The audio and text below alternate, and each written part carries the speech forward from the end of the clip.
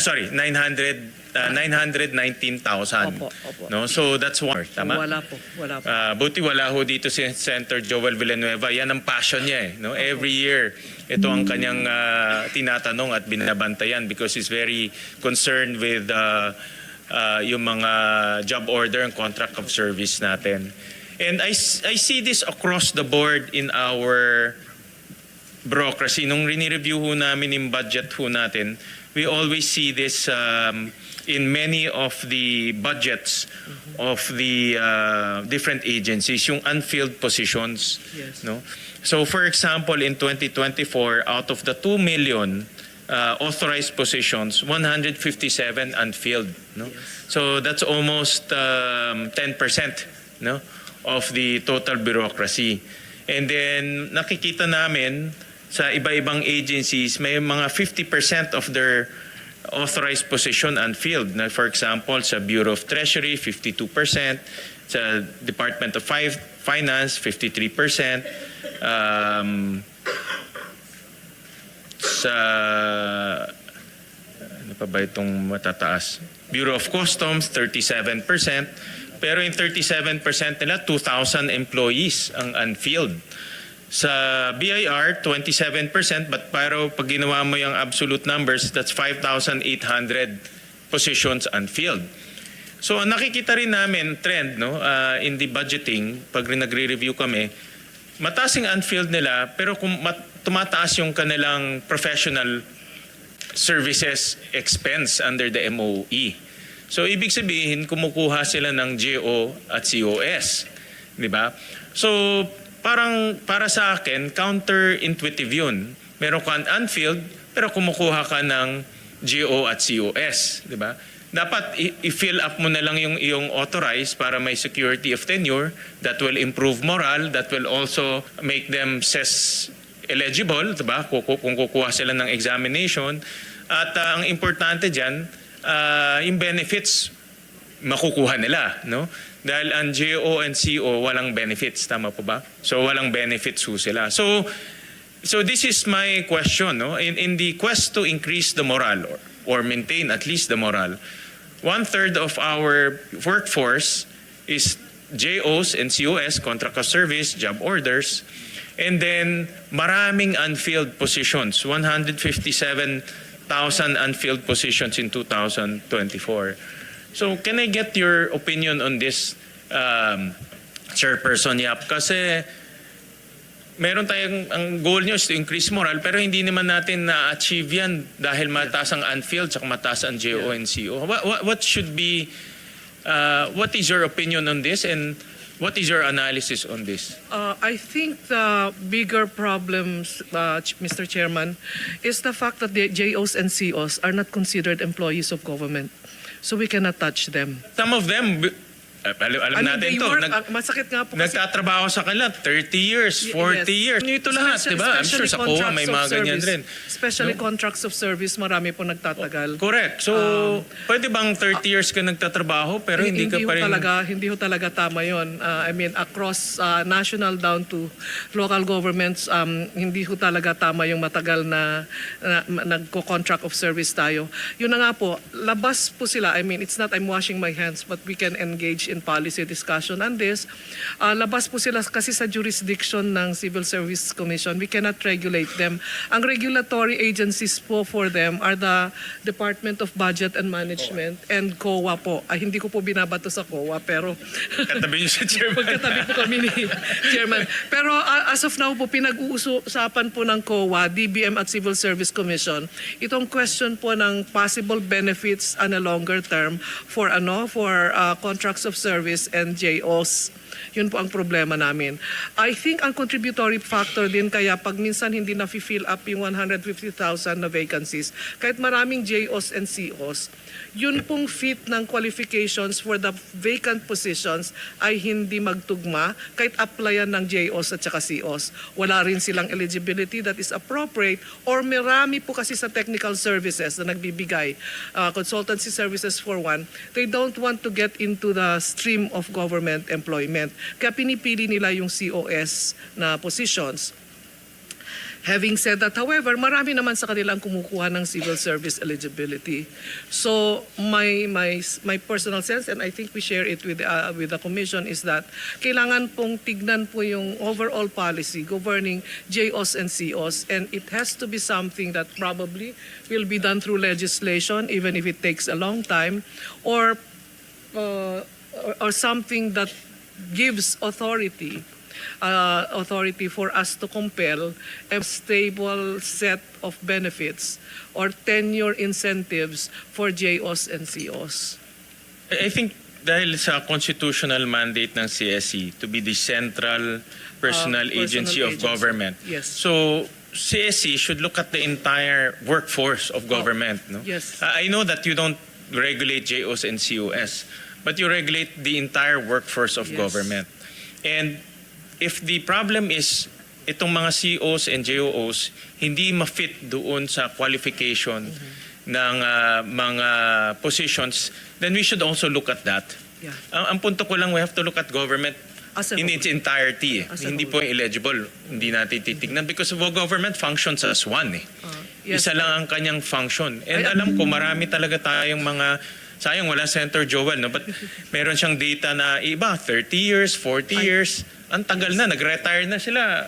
GO pa rin, COS pa rin. Opo. And then nag-a-apply naman sila pero hindi naman nakakapasok doon sa eligible. So we have to look at that in its entirety. That's the reason also for the preferential rating for JOs and COs, para madagdagan yung kanilang opportunities to get in.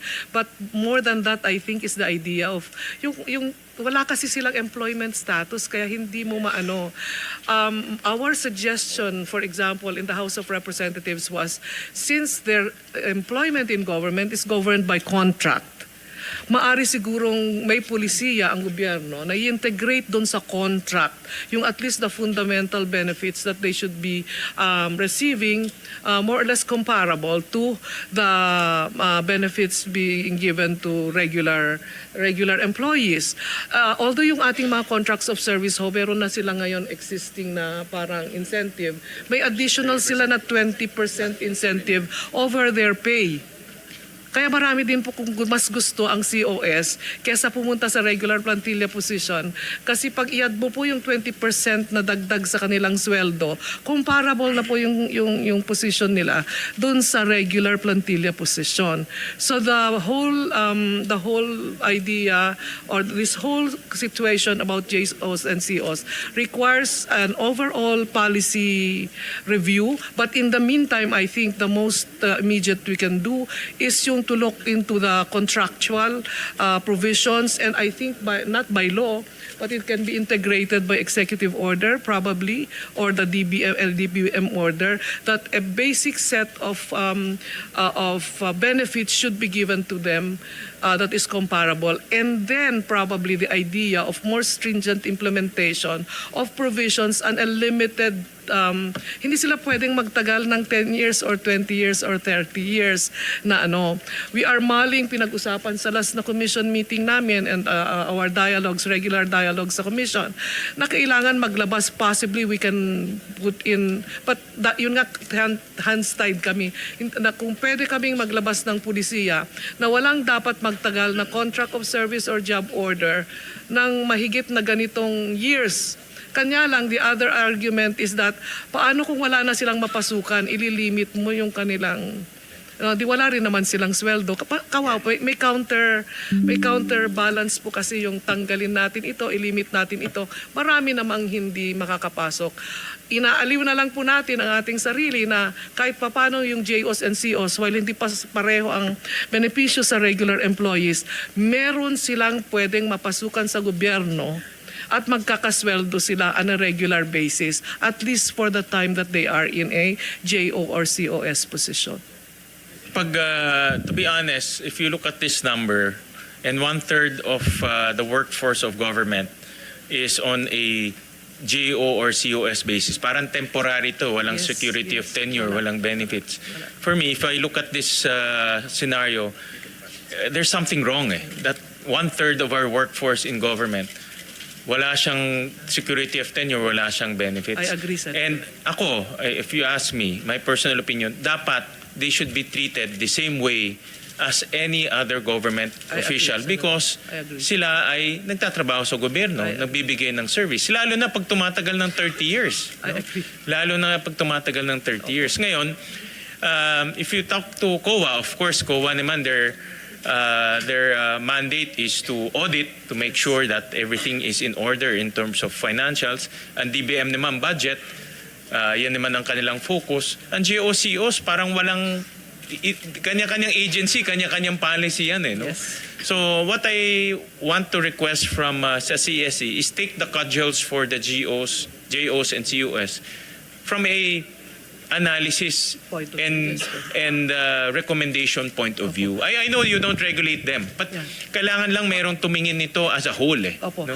Yun po yung inputs namin dun sa dialogue with COA and DBM, how to deal with this condition of JOs and COs. And then can you submit to us your recommendation, no? A Sige policy po. recommendation. If Sige we need po. a law, then we'll do a Sige law. po. We will no? do that, If you kung kaya Chairman. ma-address, sabi nga ni Senator Robin, kung kaya through a policy issuance, mas maganda 'yon, no? We will do that, Through a Senator. policy, baka si Presidente can issue an executive order, We di ba, will do para that, mabilis. Senator. But ang punto ko lang naman, itong 119,000, these are the people who fell Help off the us. cracks. Yes. Walang tumitingin sa kanila. Yes. No? Si Senator Joel lang actually. Pero from a policy point of view, walang tumitingin sa kanila. So it's about time na tignan mabuti ito at mag-recommend sa amin, no, sa legislative, kung anong policy na pwedeng gawin or anong law na pwedeng gawin para matulungan naman natin sila. We will do that, sir. Oo, kasi ang CSC is overall ay tinitignan nyo yung lahat, no? Although yun na nga, you don't regulate this, but you look at the entire government bureaucracy. I agree. No? Through a manpower. We will commit to providing you a policy study on JOs. Yes, and thank you. COs. Thank you. Another one is yung, ito very passionate ako dito naman, yung senior high school graduates. Opo.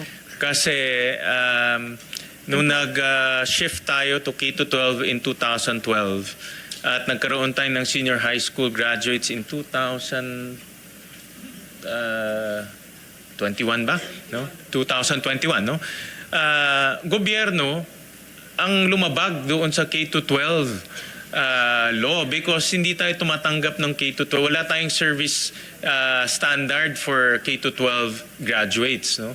And so tayo nagbandato sa mga kababayan natin mag K-12, kumuha ng senior high school, pero tayo namang gobyerno ang hindi kumukuha ng senior high school. So I want to get an update on itong correction na dapat natin gawin dahil kung tayo nagmandato sa K-12 at senior high school, dapat kumpiyansa rin tayo, confident tayo na magagaling sila. Tayo rin nang kumuha sa kanila. No? May I get some updates on that? Ang latest po because of the demand, we were monitoring you conducted hearings and yung employability ng K-12 graduates. Na-amend na po yung qualification, education qualification standards for first level entry into the government service. It now allows graduates of junior and senior high school to be employed in to qualify. Meron na silang educational qualification for first level positions in the bureaucracy. But meron pa rin naman yun mga ibang qualifications that they can comply with, but at least the educational qualification is already there. Ni-recognize na yung pag-graduate nila ng junior and senior high school as qualifying them for first level positions in the bureaucracy. Level position. So those who are watching our Administrative hearing. support. So pwede na ho yung junior high school, Yes, which yes, is yes. grade 10, This and is then the senior result. high school is Yes. grade 12. Yes. So allowed na ang mga agencies Allowed na to silang get. mag-apply, Okay. opo. Okay. And what are those first level positions? Other are clerical and other administrative support jobs. Meron din pong trades and crafts. And then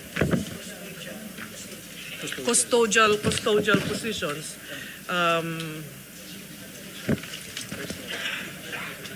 Yeah. Crafts, trades, custodial positions, administrative support, clerical, di ba? Records, assistance support, mga ganong klase po ng trabaho sa first level. Kailangan ba nila mag-service civil service eligibility? No, I don't. Exam? Ang first level ay meron. Sub-pro, sir. Sub-pro. What is sub-pro? Sub-professional and then professional. First Okay. level, So meaning hindi na nila kailangan mag civil service exam. Kailangan pa rin. Kailangan nila. Kailangan pa rin mag sub-pro. So ang senior high school nag-graduate, gusto magtrabaho sa gobyerno at first level positions, kailangan mag-civil service exam. Mag-sub-pro siya. Pero ligtas na siya sa educational requirement. Dati may higher education. Pero mahirap pumasa. Nakita ko 14% lang ang passing rate. No? So maraming mga side comments so dito at tumatango. Let us put it on record na maraming nag-agree. Which is good. If you ask me, mas maganda na mahirap pumasa. Ibig sabihin, quality ang pumapasok kaysa maraming pumasa. Baka hindi quality. But I think 14% is really... But it has been... Maybe this is the lowest. Tumataas na po because, I mean, in 2024, nakarating po tayo ng 17% preceded by about 5 years of 11%. Tumaas tayo ng 2024 ng 17%, nag-14% tayo ng 2023 and 2024. 2025, nag-15% na po ulit tayo. So mas mahirap pa maging abogado?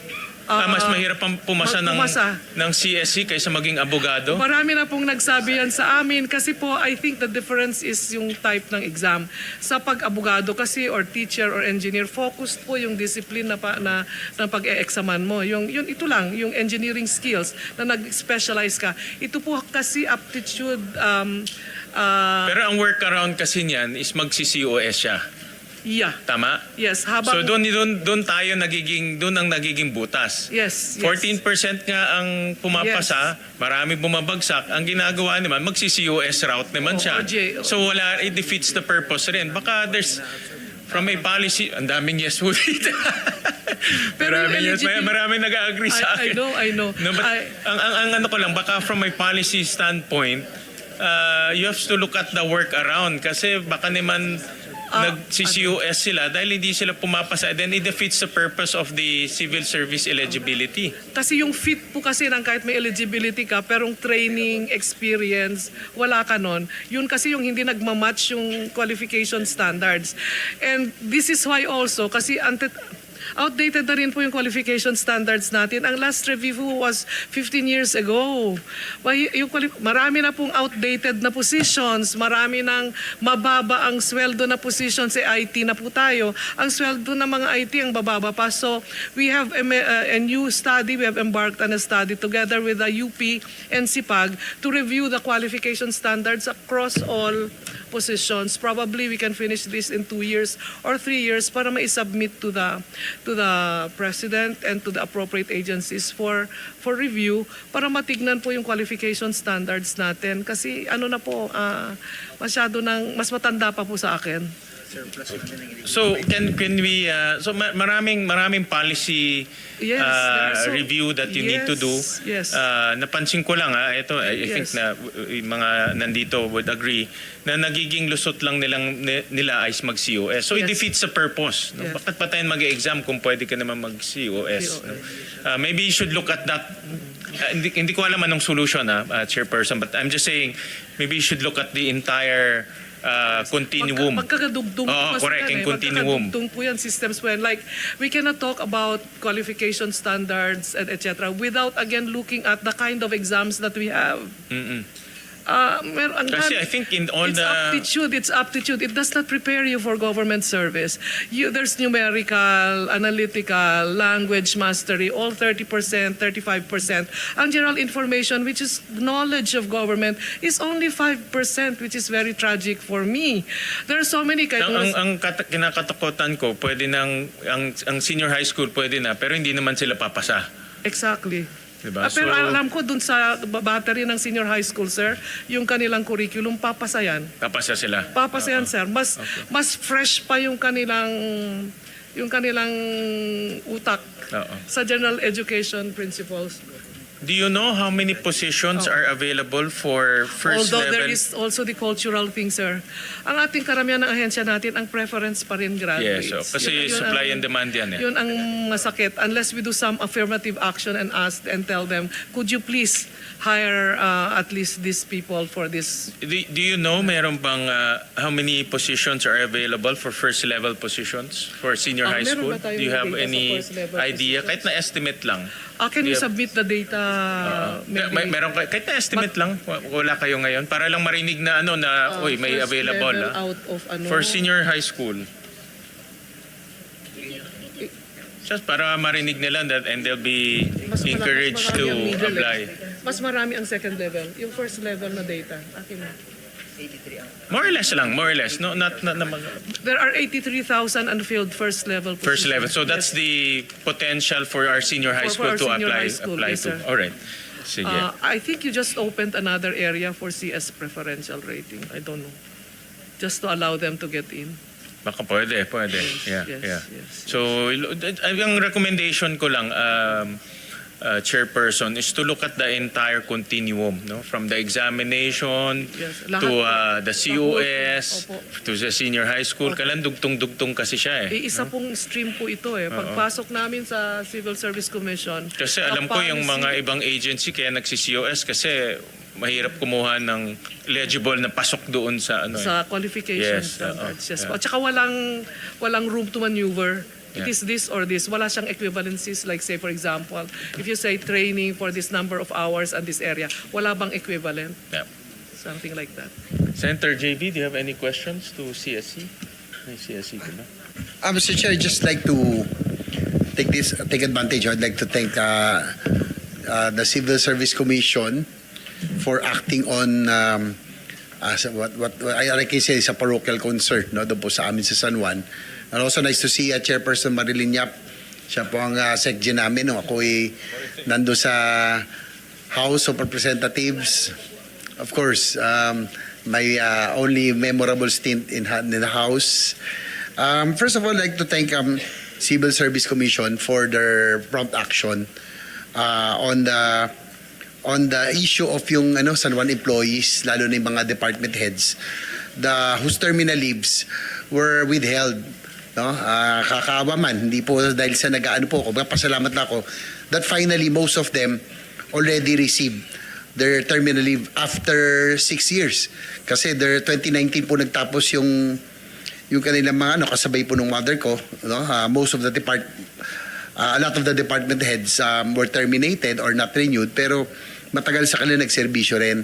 And I would say they were victims of vindictive politics. Kasi siguro, Chairperson Yap, you would agree that terminal leave, pera po nila yon. They earned that. Di ba? Kasi po, kaya nga terminal leave, in years of service, may computation yan eh. Naipon, no? So, iba doon, 30 years, 35 years, kaya na 20 years, and hindi ibinibigay, no? And that yun siguro maliit na bagay para sa kanila, pero for them that's a big malaking bagay po yun, no, doon sa mga nag-terminal leave. So I'd like to thank Civil Service kasi po ito'y in-elevate po ng ARTA, referred to you by si Director General Ernesto Perez, no.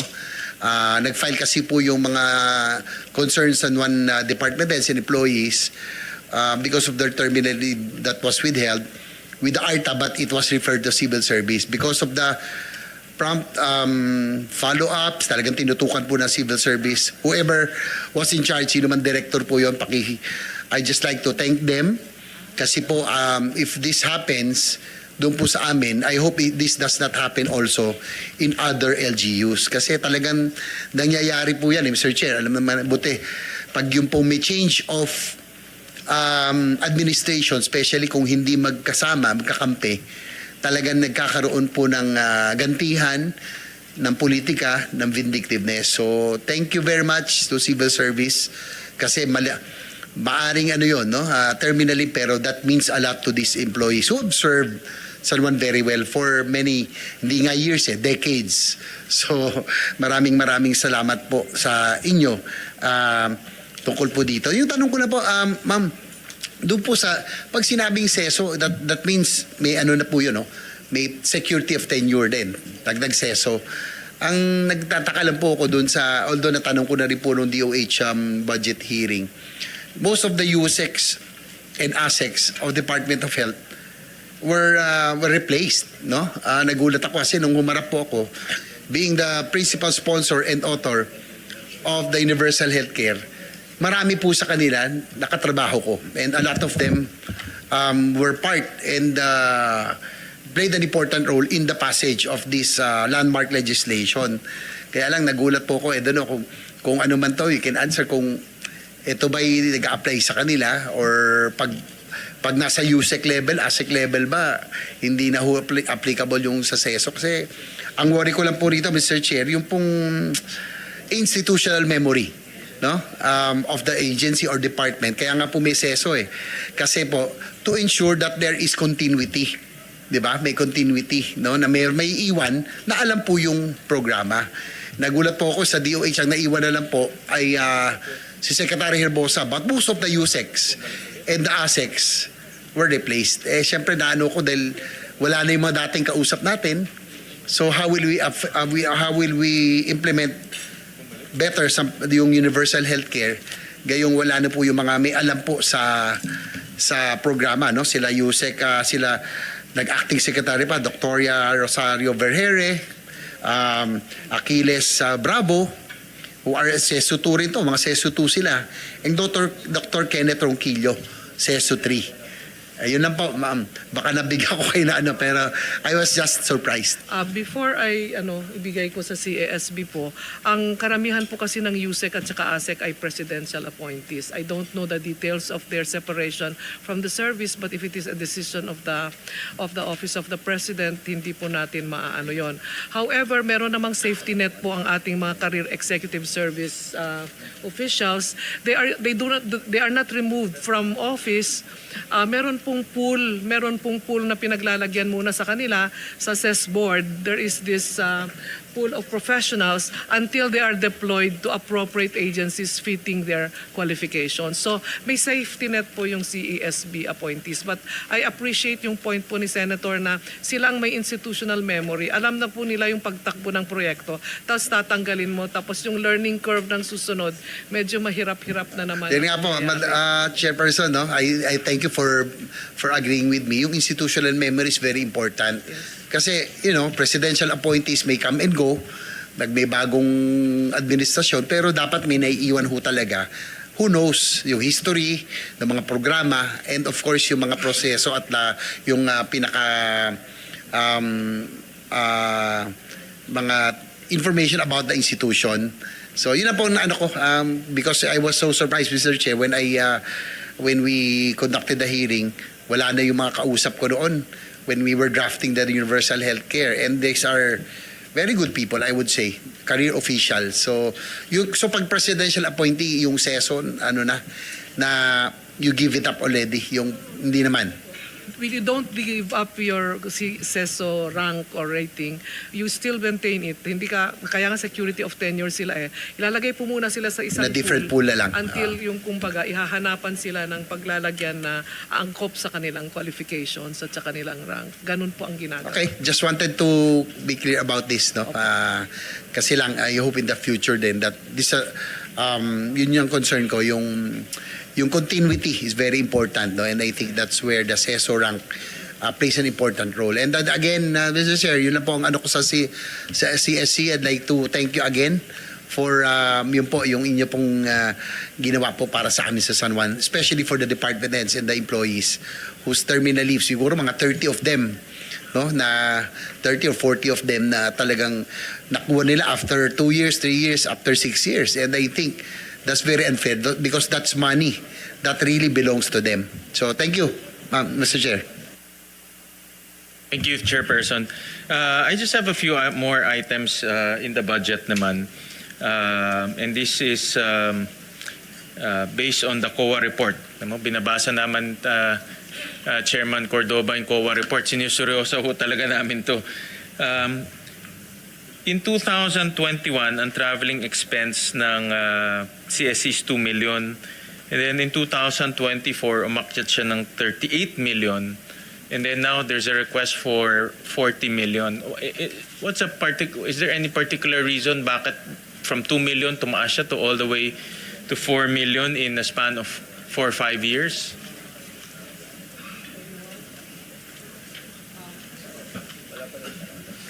I cannot dare on this, Senator, because I was not yet in the commission at the time. It's 2024, 2021 is 2 million. and then Tapos 2023, 28, 2024, 38, and then 2025, 40.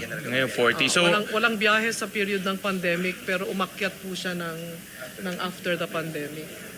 so the pandemic time in 2021. Opo. So hindi bumabiyahe. Opo. Okay. Marami po kaming, as far as I know, maraming commitments sa international civil service organizations ang commission, and that's the only places where the civil service officials go. Yung ASEAN, there's a group of ASEAN civil service associations, meron tayong Europa, meron din yung sa European civil service associations, and then merong mga seminars, di ba? Anti-corruption conferences. Kasama sa UNCAC, it's an interagency participation. So ito ho yung mga pinagpapadalahan lang po namin. Okay. Ng In the same manner, I also saw in the COA report, nung 2020, to rent and lease expense naman, 2021, 800,000, then 2024, 24 million. At ang laki ng itinaas. anong rent and What's lease? the reason for that? And then bumaba siya. By 2025, naging 4 million ulit. So anong... Ang laki ng tinaas eh. Okay. According to our finance officer, sir, yung 2021, again, lahat po ng ating learning and development activities, from seminars to congresses, everything, were online. Nag-shift na po tayo ngayon This is for rent and lease expense? Opo, yung mga convention areas, yung training facilities, yung mga support systems for training, like nag-hire sila, nagre-rent sila ng... This is not office space ito? Hindi ito office space? Hindi po. Oh, okay. This is Hindi po rent office of... space. Mga events, mga trainings, Okay. mga congresses, and then seminars. Okay. Nag-face-to-face na po And kasi. then bakit sa bumaba? Biglang from 2024, 24 million, biglang 2025, 4 million. Nag-shift po kasi tayo sa paggamit na ng aming resource center. May ginawang resource Okay. center. So karamihan na ngayon, pwede nang instead na one time, big time yung training, pinaparcel na namin yung training, doon nagagamitin para mabawasan yung expense sa rental ng facilities. Okay. So meron na kayong sariling Oo, pero- training facility, in other words? There is a building that Okay. can accommodate, for example, maximum of about 300 or 400 participants. So kung dati 1,000 ang participants, we can parcel the activity to three activities, and we can hold them there. Yung mga medyo talagang... Even ROs. Oo. Meron na rin yung mga regional offices, karamihan sa kanila may available na area they can use for their own training activities. So Okay. medyo nababawasan. So in other words, mas economical yung magkaroon ng sariling Magkaroon ka ng training sarili. facility dahil doon na kayo sir. nagte-training. Yes, sir. Alright. Kasi ang naging guideline po namin ngayon, lahat ng bagong facilities magkaroon ng conference area para doon na nila i-conduct yung kanilang activities. And then I saw also na meron kayong isang program, yung contact center ng bayan. Apo. Matagal na po ito. Ito ba ay sumbungan? Ganyan ba ang kanyang bagong window design? po yung binabalak pa lang po na bagong window yung sumbungan, pero ito yung requests for assistance, request for information, like paano ang gagawin pag ganito. They ask us through online, through letters, through Facebook, ganon. May mga questions sila. Yung isa naman, Diba is- meron ng 888? kasama po yun. Pinapadala po ng 888 sa amin, binumabagsak sa CCV, aaksyonan po namin. Ano yung, itong contact center ng bayan? Anong mga type of calls na tinatanggap ninyo? Anything under the sun? lahat ng mga kailangan nila from government. For example, saan ako pwedeng kumuha ng ganito? Saan hindi- ako pwedeng mag-apply ng ganito? Ganun Okay. po yun eh. So hindi siya sumbungan, it's more parang Hindi pa. information request. But the latest... Tanungan ng bayan, parang gano'n. Ay, parang ganun. At referral, saan ko po ito ibibigay? Sino pong mag-action nito? Ifa-follow up namin dun sa pinag-referan namin ng agency. Yung sumbungan ng bayan po, ito yung bagong proposal na idadagdag sa CCB. Yung mga nagko-complaint ba? Pero meron na kasing 8888, di ba? Tuloy-tuloy yung... I know that in Nauna 888. po kami doon, nag-training sila sa amin, yung 888. Pero ngayon But po- it's still there in it's still 888, there. di ba? It's still there for the executive. Ang ano ko lang, baka Maganda mag-duplicate, naman, hindi naman po redundant. naayos na ho yung coordination between 888 and CCB. Meron na hong system in place. As long as hindi redundant, kasi that's also one of the things that we're reviewing in the budget. Kung may mga mandates or may mga programs na Hindi naman po. redundant, I-refer nila, sayang lang. Tapos yung response, ibabalik namin sa kanila. Parang Okay. ganun. And then yung sinasabi niyo yung sumbungan ng bayan, yun ho sana yung bagong wing ng CCB for us. Meaning, pag naka-receive ka ng complaint, hindi na lang sasabihin mo, dapat mag-file ka ng ganito, dapat mag-file ka ng ganyan, dapat pumunta ka sa ganito. Tulungan mo na siyang mag-draft ng kanyang complaint. You assist them already. This is complaint against an erring government Every employee. government official, yes. Not complaint against government itself or Not government. particular Specific service. actions of government officials. Okay. Specific actions.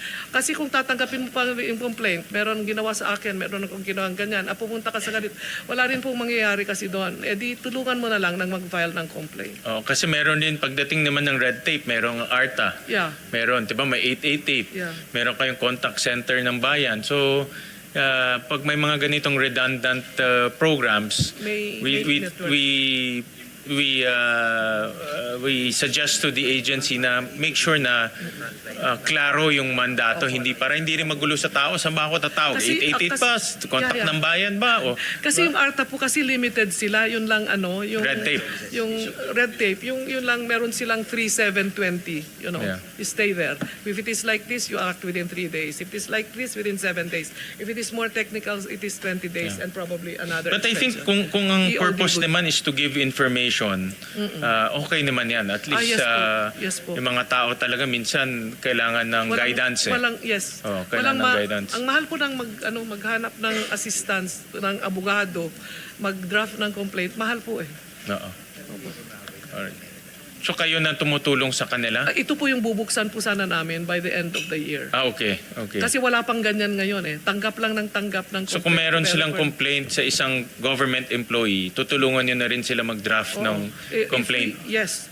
Makita namin na i-validate, merong grounds. Kayo na rin magbabalidate nun, magbavet in other words. Tutulungan siya sa pag-validate and then we draft the complaint and then we refer to the appropriate agency. Okay. Alright. Sige. And then to SES B, I saw in your presentation itong Ses board. outcome indicator, percent of SES positions occupied by CESO and SES eligibles. Can we flash that, ComSec? Ang target is 50%. And then accomplishment in 2024, 52%. Can we flash that? Ano kaya yun, kapatid?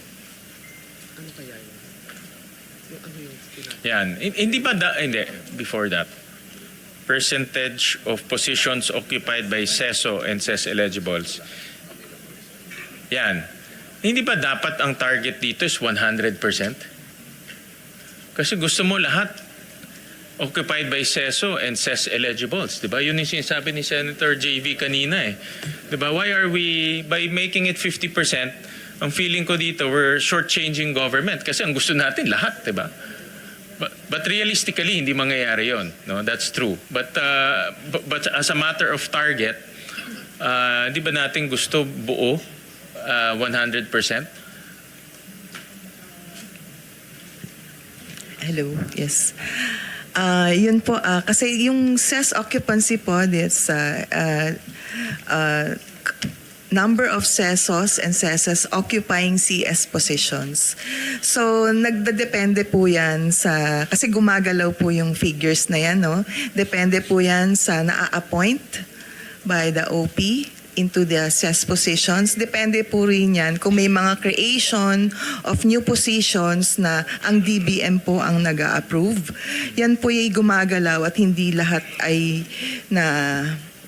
Kumbaga, moving target po kasi yan, sir. So it depends on the approval also of recommended officials for CESO ranking.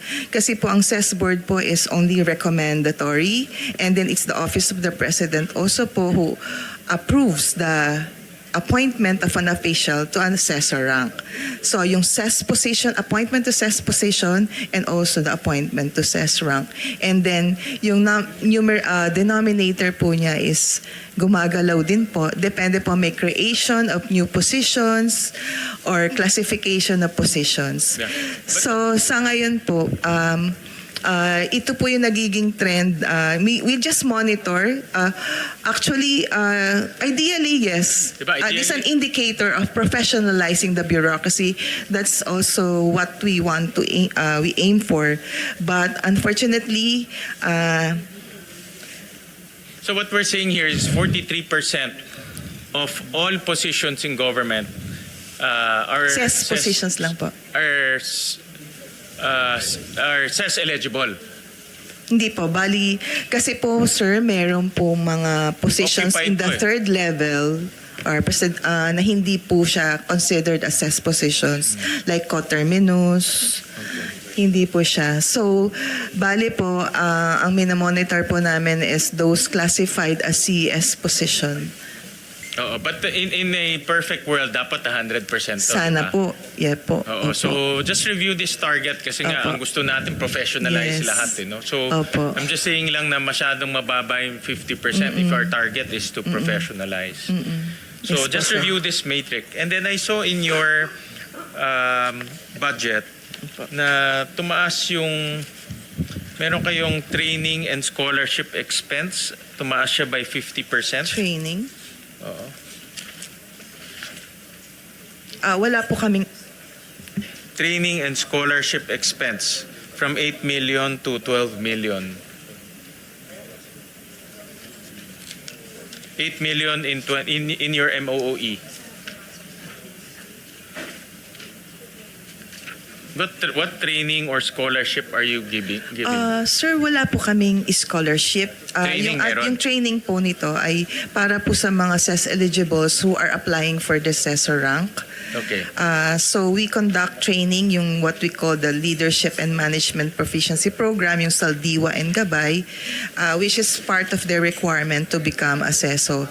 So we are trying to increase po sana yung proposal namin for an additional batches para po yung mga naging CES eligible can also be accommodated for more classes in training for the requirement for their CESO ranking. Okay. And how many do you train?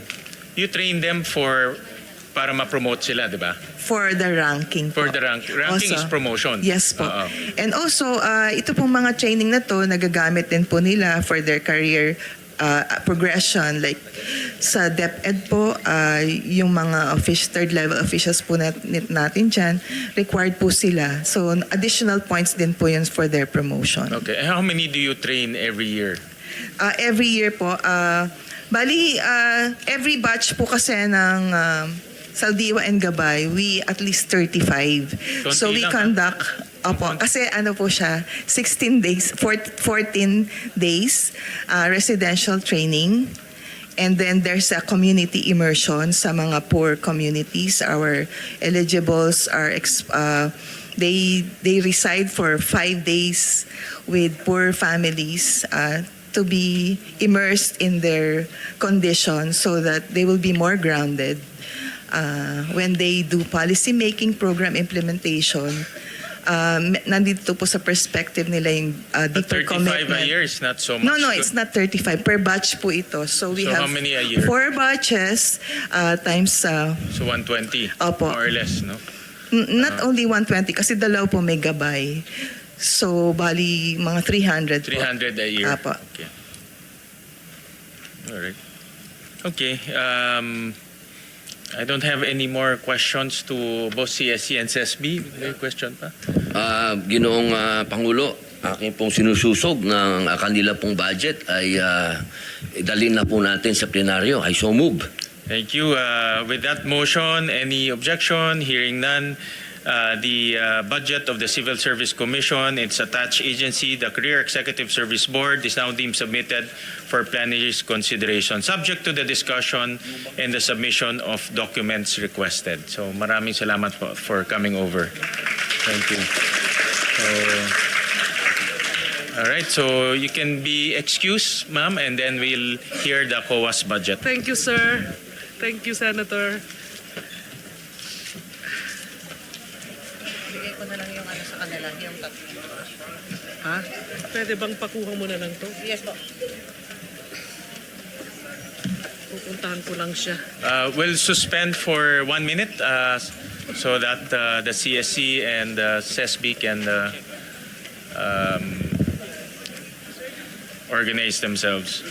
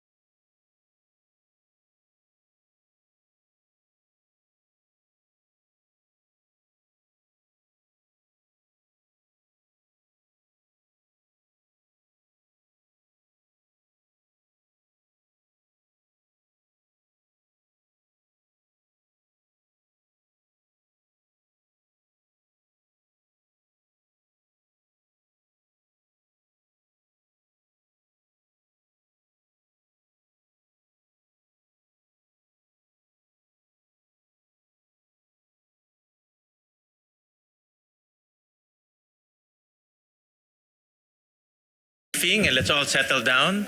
So the next will be a presentation from the Commission on Audit headed by Chairman Cordoba. So you may proceed, sir. Good afternoon po, Mr. Chairman and Senator Padilla. The one who would present the budget of the Commission on Audit would be ASCOM Nilda Plaras. Thank you very much. Ascom Plaras, you're recognized. Good morning po sa ating lahat. And I'm going directly to the budget of the Commission on Audit under the fiscal year 2026 of the National Expenditure Program. So we have a total budget of 15 billion 73 million and 760,000 to be exact. And this the breakdown of this in accordance with the appropriation source is the agency-specific budget of 13.878 billion and the retirement and life insurance premium of 1.195 billion. Under the agency-specific budget, this is comprised of the personal services of 13.41 billion, maintenance and other operating expenses of 724.927 million, and the capital outlay of 112.374 million. So that's for all for our presentation pa. Lisa, kanina ang tagal dito. Kanina yung dalawang mas maliit ng budget, mas matagal. Hindi pa ako tapos sa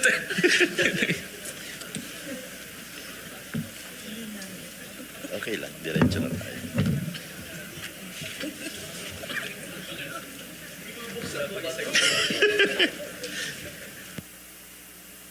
Any question? Senator Robin, you have the honor of Opo, boss, starting para off. medyo Ngayon. mabuksan mo pa yan. Hindi ko pa nabubuksan yung notes ko. Ako lang po ay ginoong tagapangulo, gusto ko lamang pong magbigay ng pahayag. Wala naman po akong tanong. Kung di pahayag lang po sapagkat noong 19th Congress, ako po ay naging sponsor ng Senate bill. No? Ito po yung para sa strengthening yung audit. Opo. Nagkaroon po ito ng magandang progreso sa House. Mabilis pong nakalusot sa Kamara hanggang sa makarating po sa atin. Hanggang sa dumating pa po ito sa debate. Ano? Nakarating po ito sa interpellation. Ngunit gusto ko lamang pong congratulate ang COA sapagkat sa kanila ko po nakita yung pagiging independent. Alam nyo, napakahalaga po sa konstitusyon natin yan, Article 9 yan, yung pagiging independent ng COA. Naranasan ko to, Pangulo, kasi pinag-aralan kong mabuti yung bill. Talagang pinagmuni-munihan namin, nagkaroon pa kami ng ilang beses na salo-salo. Minsan, sorry po, minsan salo-salo kung hinanda, hindi masyadong espesyal. Pero ang mahalaga po doon ay yung ako po ay kanilang in-educate. At alam niyo po, Ginoong Pangulo, doon ko po nakita yung pagmamahal ng COA sa ating bayan. Sapagkat nung amin pong pinagnilay-nilayan, yung amin pong matatawag namin, inisa-isa po namin yung bill, nakita namin na parang mababawasan pa yata sila ng kapangyarihan dun sa bill. Kaya, alam nyo, sa tutuusin, lidak pa yun, lidak pa yung bill na yun. Hindi sila, masasabi ko, hindi sila natinag, hindi sila nagpa-pressure sa Kamara, sa atin. Talagang pinaliwanag po nila sa akin na hindi ito makakatulong sa bayan. Kaya ako po ay saludo po sa inyo. Ako po ay tatambling para sa inyo dahil nakita ko po talaga na protektado po ang bayan sa inyo. Kaya, boss, pagkatapos mo magtanong, magmumove ako uli. Okay. Maraming salamat po. Maraming salamat, Senator Robin. Katulad ng nasabi ko kanina dito sa Senado, at least dito sa Senate Committee on Finance, binabasa talaga namin yung committee report, COA report na pinapublish nyo sa internet, pinapadala nyo sa amin, and we take that very seriously. If you notice, kung hindi babasahin tong COA report during the budget season, walang magbabasa nito eh. No? So it's really designed to help us in the Committee on Finance, Committee on Appropriations sa lower house to scrutinize the budget very carefully of each agencies. Kasi ito ang time na talagang maging accountable yung mga agencies pagdating sa kanilang budget request. No? So we rely on the information and the reports that you give us, and we rely on the scrutiny that you make the scrutiny that you make in order to make sure that the agencies are performing performing well in line with their mandate. No? So siniseryoso talaga namin yung mga COA reports. So yes, go ahead, Chairperson. Sir, Mr. Chair, bago po nyo ipagpatuloy, ay nais ko po sana mag-respond lang kay Senator Padilla.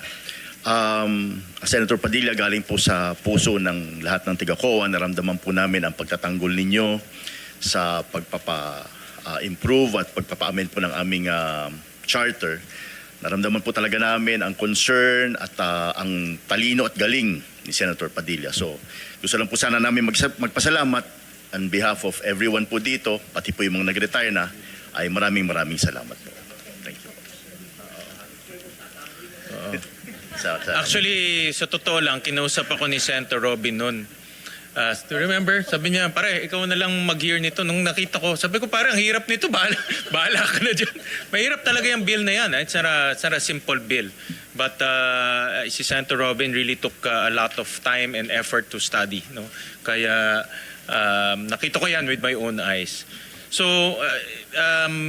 now to go into your budget, ang unang tanong ko, Chairman Cordoba, nakita nyo kanina yung CSC kompleto yung kanilang commissioners, and it's been a tradition during budget season, yung mga commissioners in full force, no, pumupunta talaga dito. So may I ask, where is Commissioner Lipana? Thank you for the question, Mr. Chairman. Si Commissioner Lipana po has been on leave since August 1 po.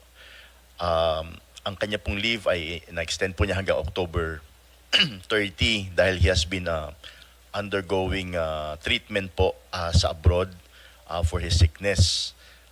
Actually, medyo may oras na nga po na matagal na po siya nagpapagamot, and sometimes po hindi po siya nakakapasok. Ito po medyo extended.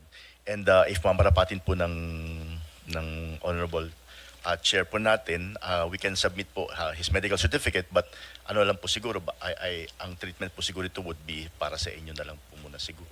How do I submit it po now? I'll kunin ko na lang later on, Apo, Chairman. ayun lang So, naman but po. we'll rest assured that we will treat it with utmost confidentiality. No? Maraming We salamat respect po. naman yung mga legitimate reasons ng mga resource persons natin, mga agencies, lalo na concerning their health. No? So rest assured na hindi lalabas yan sa committee. Another question that I will ask, and this is the biggest elephant in the room. Alam nyo naman to. No? Ito yung tungkol sa nangyayari ngayon sa flood control and other infrastructure projects. Nasabi ko to during the Blue Ribbon hearing, Senator Robin, na ang last bastion of safeguards, no, in the local, whether LGU, the engineering office or other offices, is COA. No? Kasi alam natin na walang mga anomalies o walang anomalya na mababayaran nang hindi nare-review ng COA, at wala ring mga bagay na makakalampas ng matagal kung hindi rin nare-review ng COA. Dahil ang COA nakadesenyo, protektahan ang publiko. No? At umaasa kami doon. Umaasa ako doon. Ang COA, talagang mandato niya, protektahan tayo lahat. No? Sa mga anomalya, sa mga corrupt practices, sa mga corrupt individuals. At talagang yan ang, kumbaga, huling safeguard natin pagdating sa pag-iimplementa ng project. So, since nangyari na ito, no, at gusto kong masigurado na in 2026, ang COA ay mabibigyan ng pondo at tools para hindi maulit to dahil ayaw natin maulit to in 2026, Chairman. So gusto namin masigurado dito sa Senado na sapat yung inyong pondo, sapat yung inyong kagamitan, sapat yung inyong capabilities pagdating sa paglalaban ng korupsyon para hindi na maulit to. So may I know kung ano yung mga reformang ginagawa ninyo since nangyari na ito at may investigation. And maybe you can also give us some updates kung ano ba yung latest dito sa mga nangyaring flood control issues. Thank you for the question, Mr. Chairman.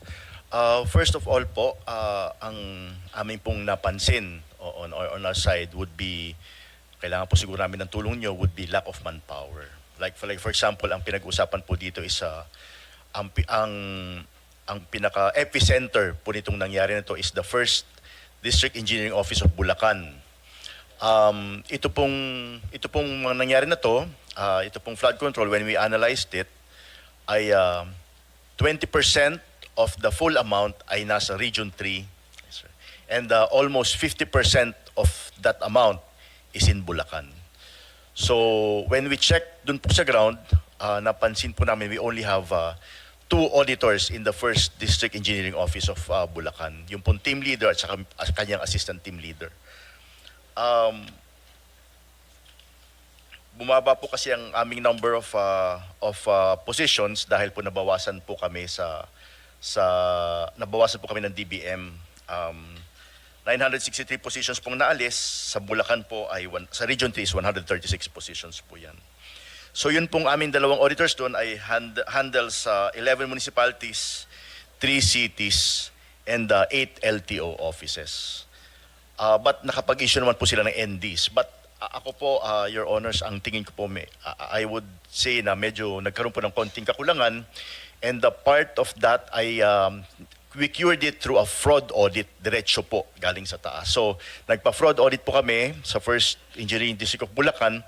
And so far, Your Honors, we have already issued 21 fraud audit reports. 8 po dito ay nasubmit na po namin sa Ombudsman at yung pong natitirang 12 ay simula po nang lumabas ang executive order creating the ICI ay doon na po kami nag-submit. Yung pong una namin sinubmit na 8 ay naging basis po ng administrative suspension nun pong mga employees, personnel of the DPW district sa first district po ng Bulacan. Gusto ko rin pong sabihin na one of the items po na lumalabas sa amin ay yun pong one of our commissioners po ay nagkaroon po ng parang conflict of interest. Ang isa pong aming reform na gagawin is all our employees will be asked to issue a declaration of conflict of interest, kung ano pong kanilang economic interest at kung ito po ay may conflict sa kanilang trabaho bilang auditor. Ito po ay naging suggestion po sa amin ng House of Representatives through Congressman Chel Jokno, and ito po ay magiging aside po from the SALN. Doon po kasi sa SALN ay nakalagay lang yung corporation, but you don't say naman kung anong ginagawa ng corporation at saka kung anong business, just the name of the corporation. Dito po sa amin, mas detalyado po ang aming hihingin na mga information po para makita po namin kung talaga may conflict of interest or hindi or wala. Another thing is magkakaroon po kami ng issuance of memorandum circulars, and si Commissioner Douglas Malilin po ang mag-discuss ng memo circulars on geotagging of projects po. Go ahead, Commissioner Douglas. Magandang umaga po, Mr. Chair. The statement regarding the geotagging po. The geotagging is a requirement po for all infrastructure projects. Hindi lang po ito para sa DPWH. Alam ho natin na ang DPWH ni the Department of Health, and not only the national agencies po, pati mga GOCC, pati mga LGU po, ay may infrastructure projects. As early as 2017 ho, si DPWH issued a department order requiring all projects ho to be geotagged. Ang ibig ho sabihin natin sa geotagging, nandito ho ang lokasyon, eksaktong lokasyon ho ng mga proyekto. Ang kakaibahan lang ho nito ay nakafocus lang po siya sa DPWH. So ang gagawin po ng COA is to issue a circular requiring all infrastructure projects so to be geotagged. Sa kasalukuyan ho, nag-uusap po kami with DPWH dahil ho, ang geotagging is a continuous activity. Pati ho, maski natapos na ho rin yung proyekto, even during the warranty period ho, kailangan ho nababantayan para makita ho natin yung wear and tear at kung ito po ay sumusunod dun sa mga guarantee at sa mga warranties. The geotagging circular po is now ongoing, the draft. We have completed ho at the stage po ng COA. And since this is a circular, may konting koordinasyon lang po ito sa mga ahensyang tatamaan bago ho ito maging final circular po. Kausap din po namin ang DPWH. Binabalanse ho namin ang requirement ho at yung bagong teknolohiya ho ng satellite geotagging. Maaari ho with the satellite geotagging, it might be in coordination po with DICT as well and NTC. Dahil ho, makakatipid din po tayo, maski na may kamahalan ho ang satellite services. But if a satellite geotagging can be done for 10 projects in a given day, at ito po ay magiging mas transparent, may iwasan ho natin yung pagpepeke ho ng geotag, yung tipong litrato po, sinusuperimpose lang po yung GPS coordinates. With a satellite-driven geotagging, we can cover a bigger area. Then we have a third party doing the geographical information system requirements po. We are coordinating on that po with the DPWH at the moment. So, ito pong circular na to, pag lumabas po, we're not only looking at DPWH, all infrastructure projects, lalong-lalo na kung napakalaki ho or these are called big ticket items, ay mako-cover ho nito. Mr. Chair, this is just one of the initiatives of COA at the moment. Nag-uusap na rin po kami ng system integration with the departments on infra. Ito po ay, ang kahulugan ho nito, yung mga sistema ho ng DPWH, PICAB, PhilJeps, at SEC at BIR ho, ipag-iisa ho natin para magmukhang isang portal. Karamihan ho nangyayari ngayon katulad ho sa bidding, the bidders are required to submit their bidding documents and ang pagsisiyasa to o pagche-check ho ng mga dokumento na to ay lahat ho manual. Kung magkakaroon ho ng portal lahat ho ng ahensya, mache-check ho sa SEC, sa BIR, yung kanilang mga kontrata, tulad ho ng mga NFCC at LCC ho nila.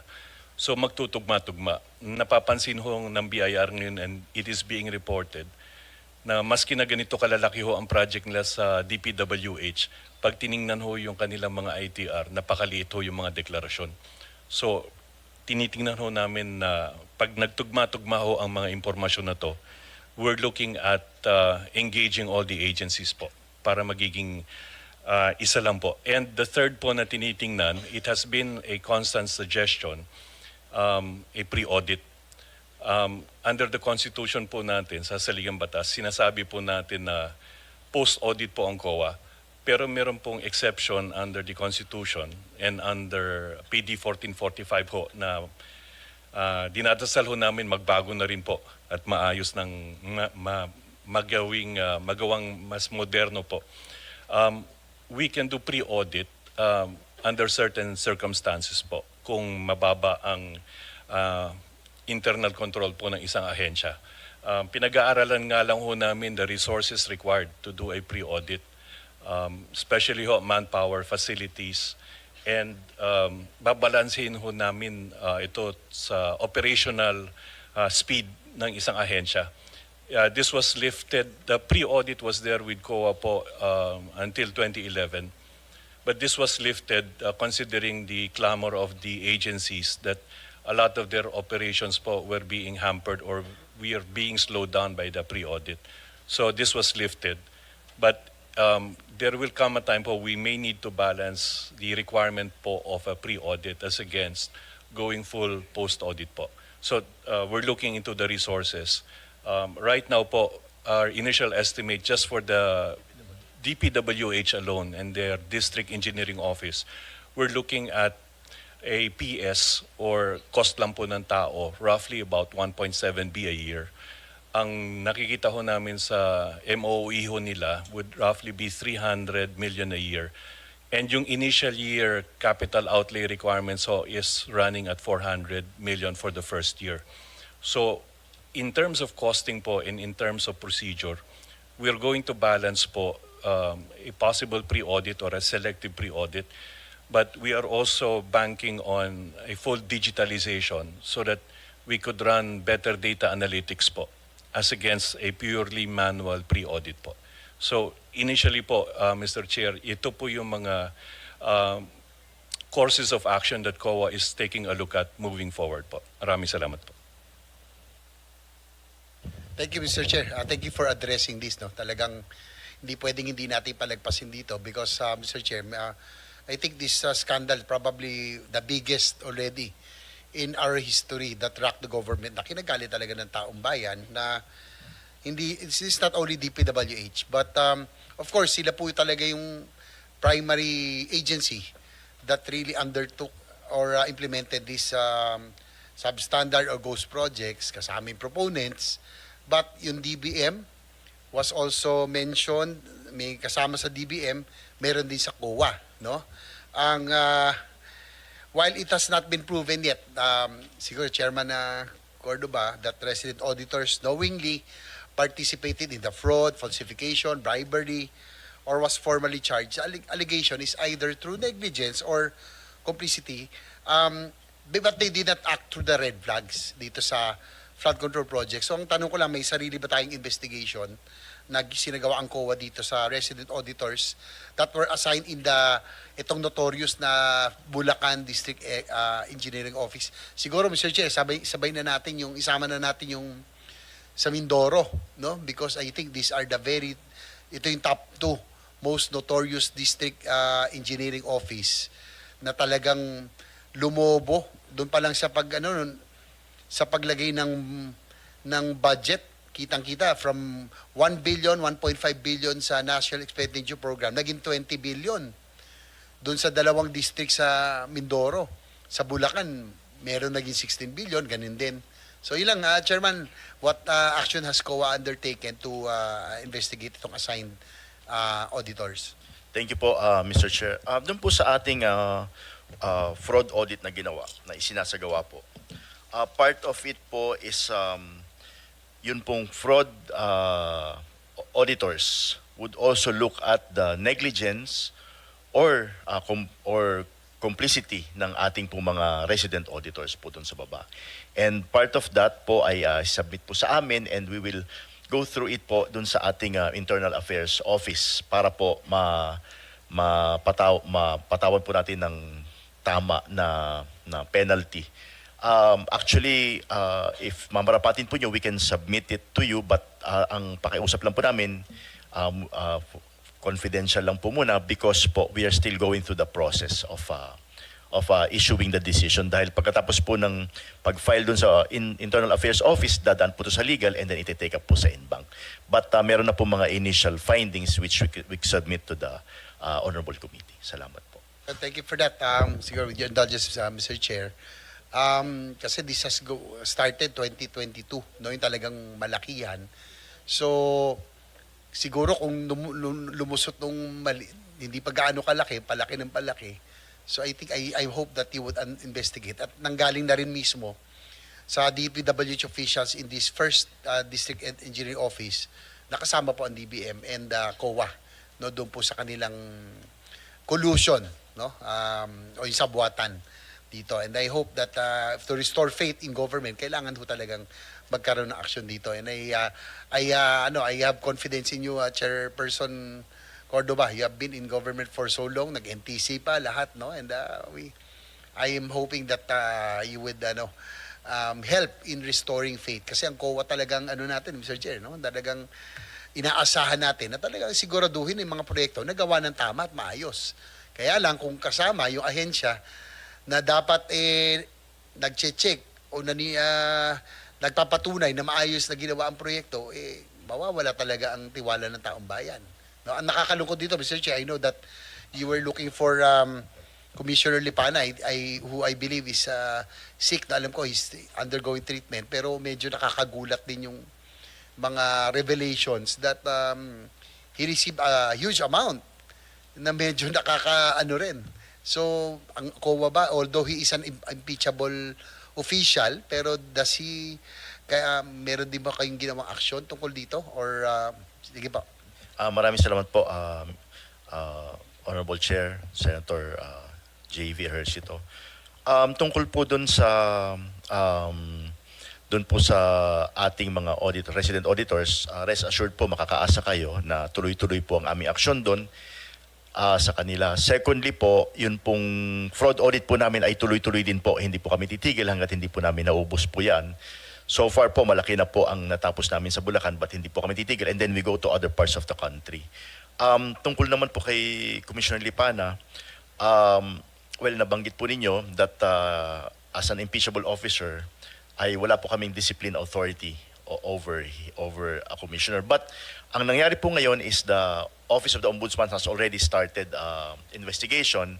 So we are cooperating with the Office of the Ombudsman po. Humingi na po sila mga dokumento sa amin, and anything that they would ask for, we will cooperate po. Yun naman po ang aming commitment. Salamat. Thank you. Pero I'm glad that you are already improving yung inyo pong mga especially sistema, lalo na sa geotagging, that will help a lot, Mr. Chair. Kasi po para maiwasan na po yung yung pagpapatong-patong ng dinoktor na mga dokumento, yung ba maiwasan, as according to Commissioner Malilin.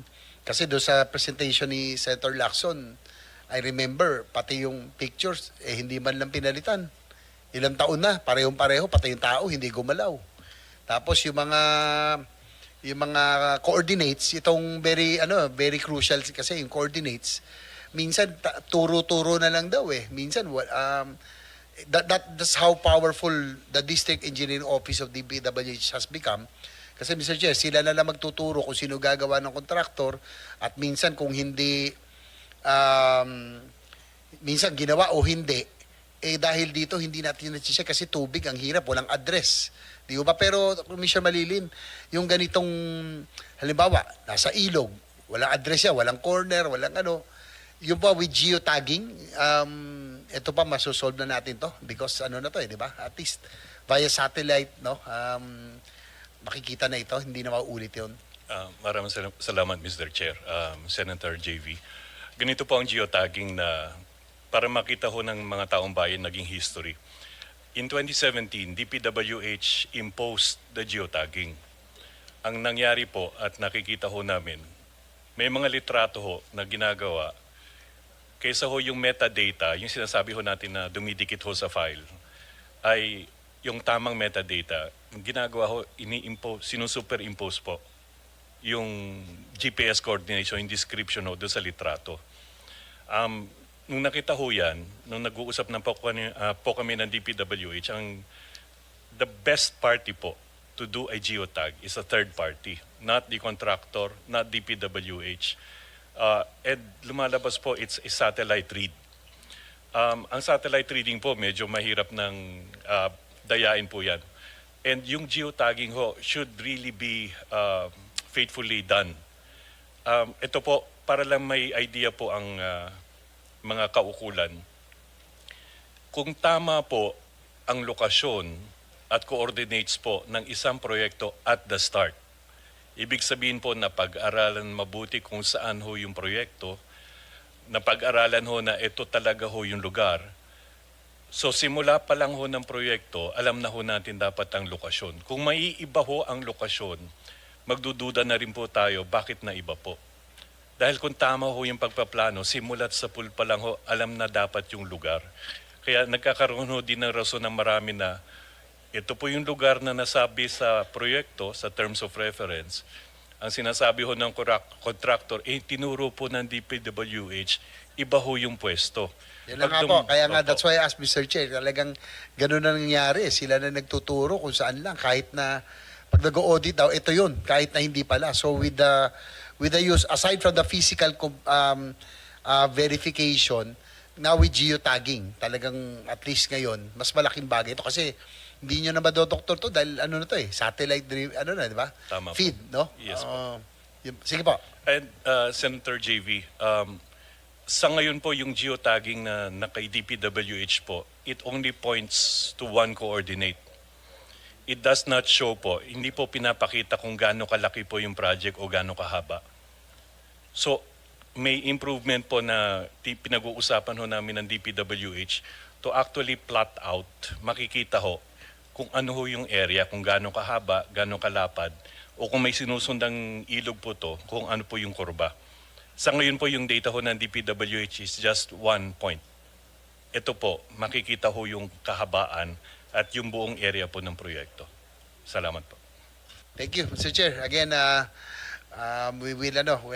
we have confidence in Chairperson Cordoba and the rest of COA family that I hope that you can really help us in this scandal and scam that has really rocked the nation. No? Talagang galit ang taong bayan dito. Kailangan natin maibalik ang tiwala. But again, all the agencies concerned have to show that yung reforms that they are instituting para hindi na maulit itong corruption scandal na ito. Thank you, Mr. Chair. Senator JV, I'll just follow up on some of the items, Chairman Cordova. So there are 3 reforms na gagawin. Number 1 is yung declaration of conflict of interest. Kasama dito ang mga commissioners. Lahat po ng empleyado po ng Commission on So Audit. top to bottom, Yes po, lahat. kasama dito sa declaration of conflict of interest. And then itong geotagging, alam ko ginagawa to ng DPWH. So ano ang bago ngayon dito sa geotagging na ito? Kasi alam ko in the past admin meron na silang geotagging na ginagawa pero nakalusot pa rin. So what's new with this geotagging na gagawin ninyo? Tama po yun, Mr. Chair. The geotagging in DPWH was started in 2017 through a department order. Pagdating naman po nga sa GAA, sa General Appropriations Act, this was mandated po in the general provisions in GAA 2022 and 2023. And pagdating ho ng GAA ng 2024 and 2025, it became a special provision po sa DPWH alone. It was not a general provision po. Ang lumalabas po sa geotagging, ang napapansin ho namin, hindi ho nasusundan. Kung sinusundan ho, ang nangyayari, yung mga contractors ho, or whoever is required to geotag, takes a picture of the project, pero ho yung geotagging na nilalagay po niya ay hindi tugma kung saan ho talaga yung proyekto. We'll give you one example po. Merong isang proyekto ho na nasa ibang lugar, kukunan po ng litrato, pero yung geotag ho, na normal na pag visual ho natin titingnan, iniimprenta o copy-paste na lang po, idinidikit ho sa litrato. So for a normal person ho, sabihin ho natin auditor who are not trained to take a look at the geotag, pagkita ho ng litrato, we assume it to be regular. But if these coordinates are really true at pinuntahan ho yung lugar, dito ho, ang main purpose ho ng geotag when it was done in 2017 was to avoid the ghost projects. Yun ho yung main purpose. Or at the same time, makita ho yung progression of the project, yung masasabi ho natin percentage of completion. Ang nangyari ho dun sa geotagging requirement, it was actually altered and manipulated. So ang mangyayari ho dito, once COA issues the circular, it becomes a mandatory item. Kung wala ho ito at hindi na verify, it becomes a cause for an immediate suspension or disallowance. So pahihigpitan ho namin yung rules that if the geotagging is not there, and found out ho na mali yung geotag at sabihin ho natin sinadya na mali, criminal prosecution can be had dahil ho submissions ito prior to any payment. Kung meron hong 10 kabayaran during the progress payment, a geotag picture is actually po required. So, ibig sabihin no, if a false geotagging picture is submitted, falsification po kaagad ito.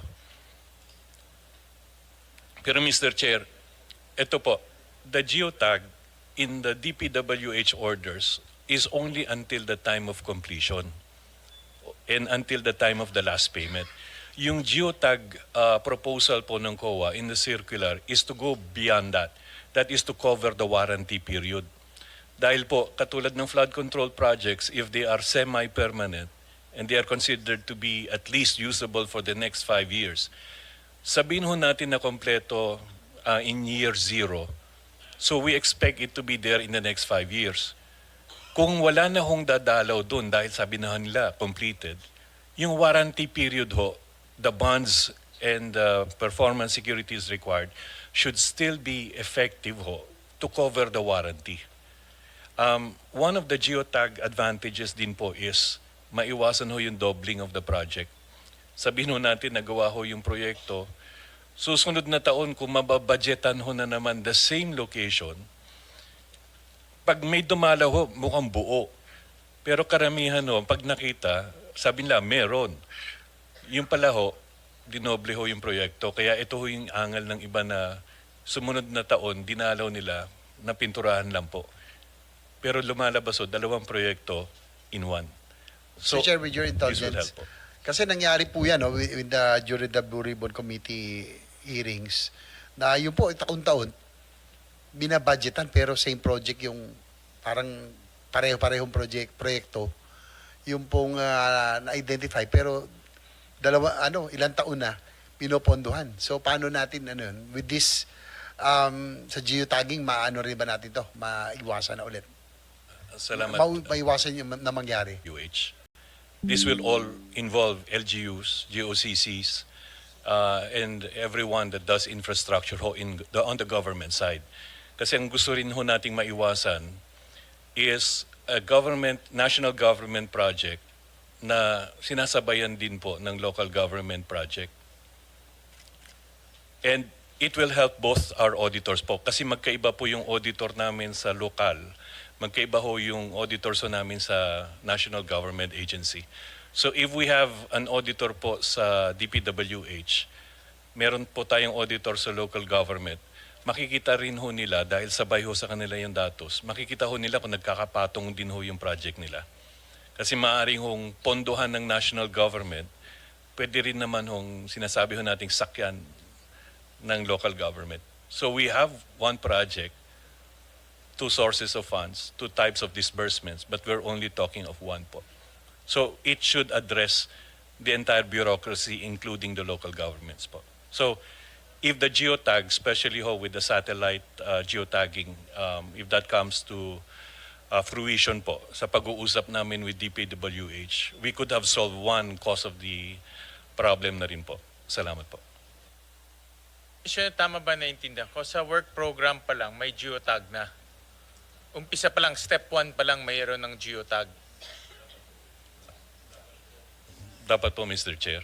Dahil kung napag-aralan po talaga yung proyekto bago po masimulan, kompleto na ho yung datos simula sa geotag at laki po ng proyekto.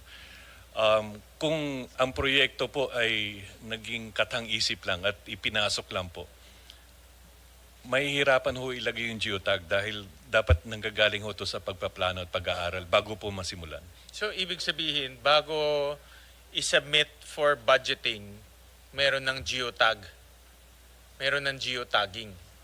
Kung nagmamadali po, sabihin ho natin talagang nangangailangan, pero it will take time po for the technical study. So, masusundan na ho natin. Sabihin ho natin sa proyekto, sinabi lang nila kailangan ito. Pero pagdating ho, bago simulan man lang ho yung project, assuming po, hindi na hagip for budgeting purposes, yung technical.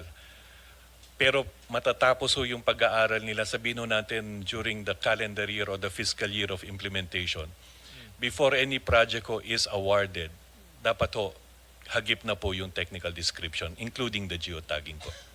Okay.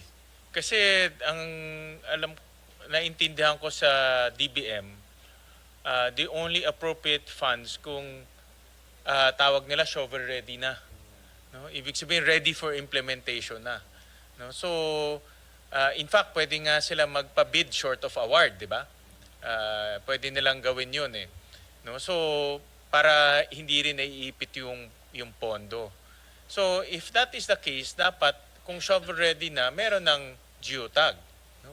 Kasi shovel ready ka na, alam mo na kung saan mag-uumpisa, saan matatapos, at saan eksakto yung project. Pero sa mga submission sa amin, nakikita namin, walang mga technical description eh. No? That's why malabo ngayon sagot sa amin ng DBM na hindi sila, basta kung anong sinamit, pinapasok nila sa NEP. No? So kami naman, because nasa NEP, at ang guideline shovel ready, ang aming conclusion is meron na itong mga technical description, most especially geotagging. Kasi alam ko nga 2017 requirement na ito eh. No? So in your opinion, bakit nawala itong requirement since 2017? Sana in a perfect world, pagpasok pa lang dito, ano ba, may line item, meron ng geotagging doon, 'di ba? In geotagging naman parang coordinates 'yun, 'di ba? Yes po. If I'm not mistaken, no? Parang coordinates na para talagang alam na natin, even in the GAA, na itong mga projects na ito ay meron ng location, may haba, at kung saan. Mr. Chair, kung maaari nga lang ho, for budgeting purposes, ideally ho, nandyan na ho yung geotag. At hindi lang ho yung geotag, yung breadth and width, yung laki at haba po lapad at haba po nung proyekto, kailangan. But understanding engineering po, if there are any adjustments midstream, tulad po nung may dumating na consultant at sinabi sa kanilang hindi dyan dapat, dito dapat, pero may budget na po. As long as all the documentation po on why there is a change in location or any changes to the project, tulad na ho ng variance order, kailangan ho naka-geotag na rin po. So, as long as we can follow the trail po, from the time the project is conceptualized until the time the project is in its warranty period po. Pero Commissioner, yung ilalabas yung memo ngayon is no geotag, no payment. Ganun ba yun? Mr. Chair, yun po ang magiging isa sa mga kondisyones. Actually po, To put it simply, Actually, Mr. Chair, as early as 2020, DPWH actually has a requirement that no geotag pictures, no payment. Kasama ho yun sa mga kondisyonis ho nila. Ang nangyari ho, may geotag pictures. Hindi nga lang ho yung tamang litrato. So nabayaran pa rin ho. One of the items that we're finding right now po sa fraud audit. Pero yung ganun is ano na yan, human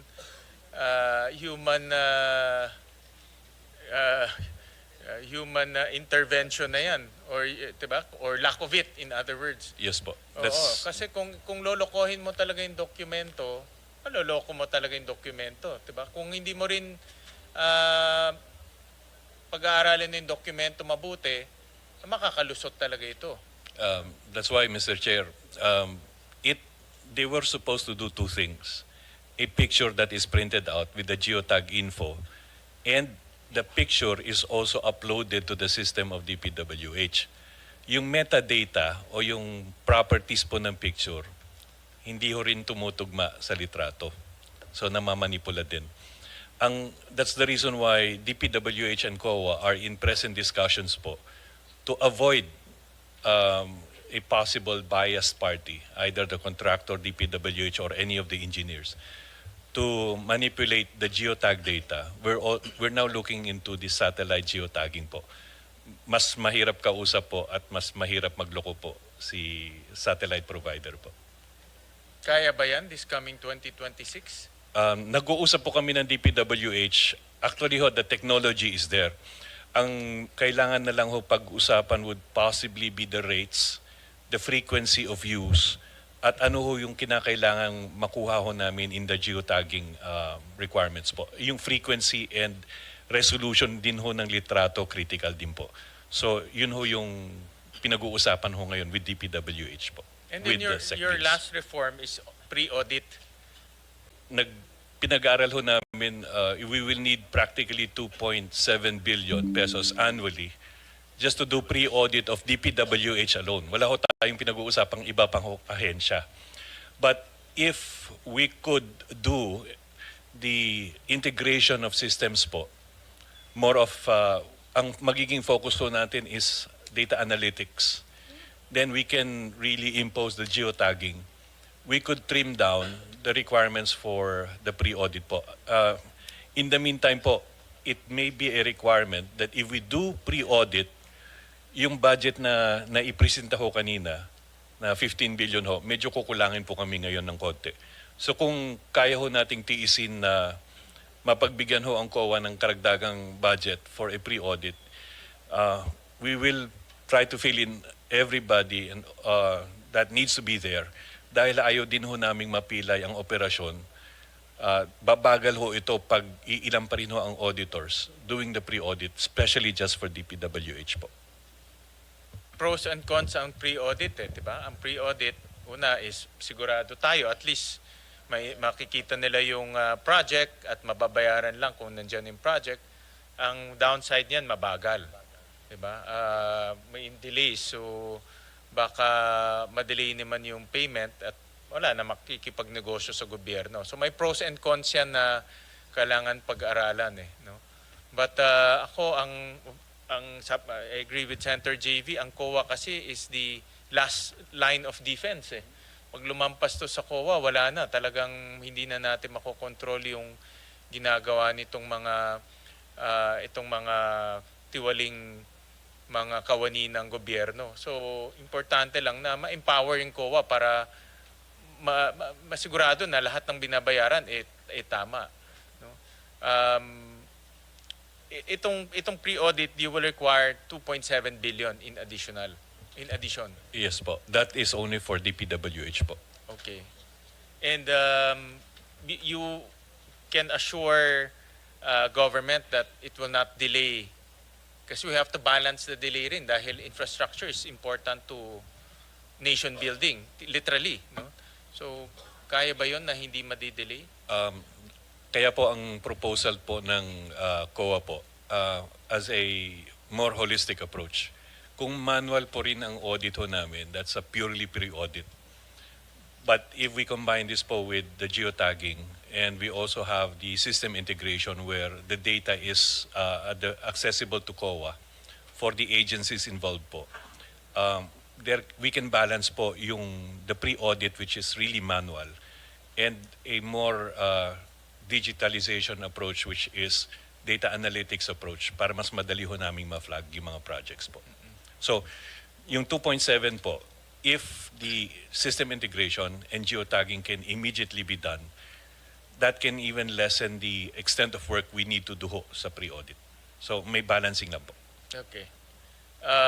Well, kami naman, ang goal namin is to assure the public this flood control mess will not happen again in 2026. We can only do so much in the budgeting eh. Now, once na-approve namin yung budget, executive na yan, we will leave it to the executive to execute. Pero kung pareho pa rin yung gagawin ng executive at hindi natin mahuhuli, magiging problema tayo. How about yung human intervention?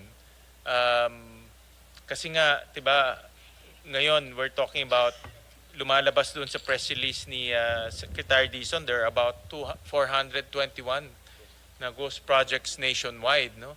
So, in other words, may mga areas na nalalampasan ang COA in terms of documentation. So, and this is contingent to the manpower. So, how do we itong mga issues of manpower, the lack of manpower, the integrity of the manpower, the tools that the manpower use, how do we address this? No? Kasi nung narinig ko yung 421, nagulat talaga ako dahil that's nationwide. No?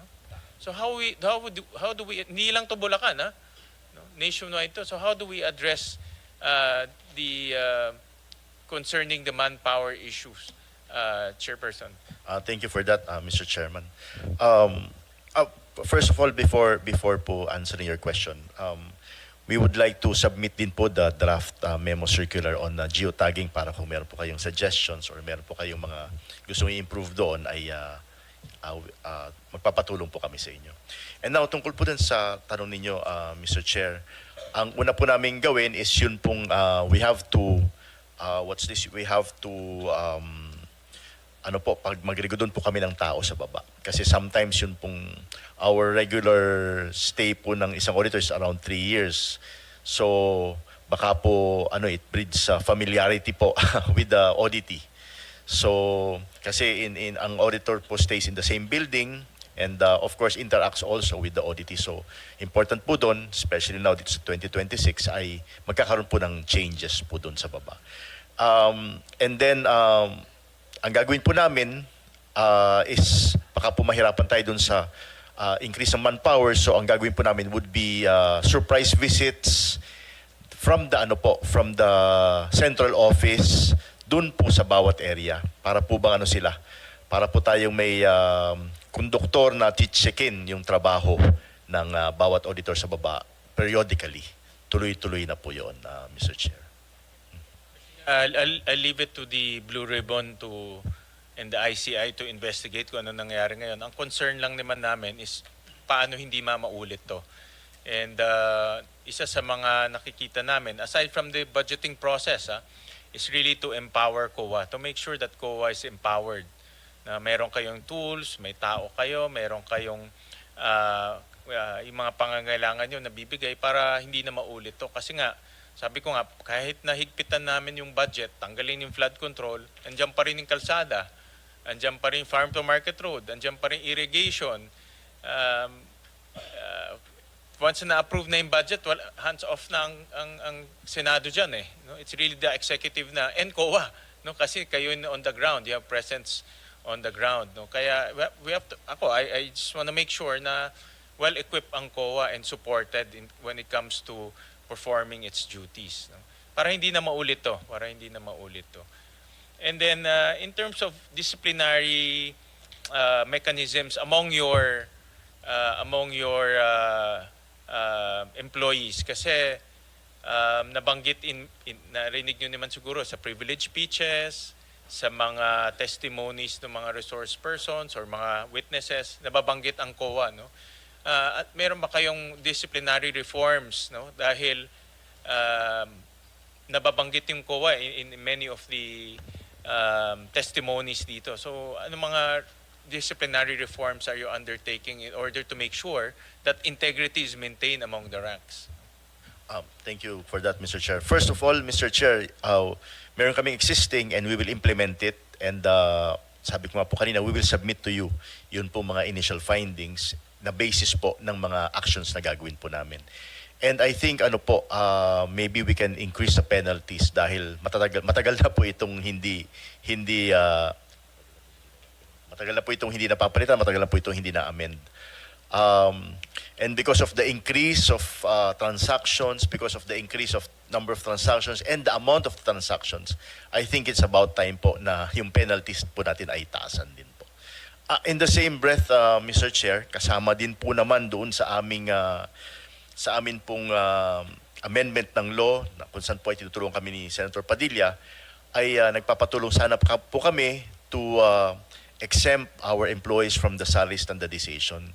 Dahil po isa po sa challenges po namin is how to keep the people. Pagka pumasok po sa amin ang auditor, technical people, after being trained for 2-3 years, ay pinapahirit na po kasi yan ng ibang offices.